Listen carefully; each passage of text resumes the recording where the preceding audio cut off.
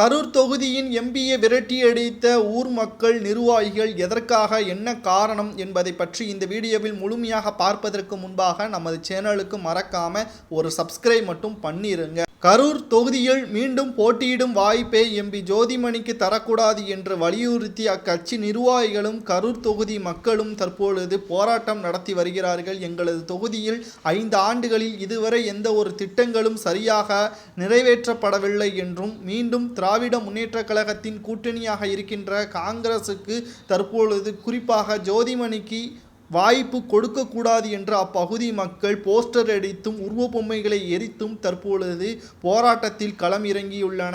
சுப்பிரமணி அவர்களின் தலைமையில் காங்கிரஸ் கூட்டத்தில் தீர்மானங்கள் சுப்பிரமணி அவர்களின் முன்னிலையில்தான் நடைபெற வேண்டும் என்றும் தற்பொழுது அப்பகுதி மக்கள் கூறியுள்ளனர்.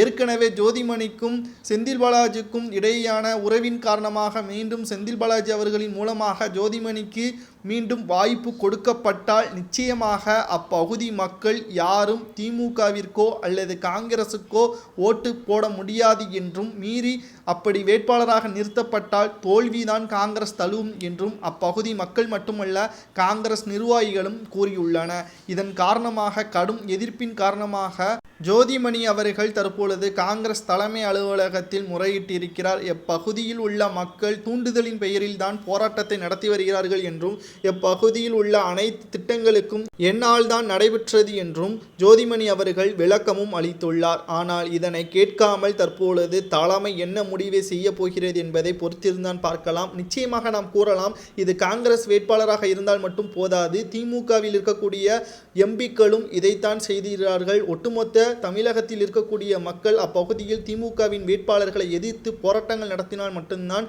விரைவில் திமுக அழியும் என்று சவுக்கு சங்கர் அவர்கள் கூறுவதை பற்றி உங்களது கருத்துக்களை கமெண்ட் வாயிலாக கூறுங்கள்.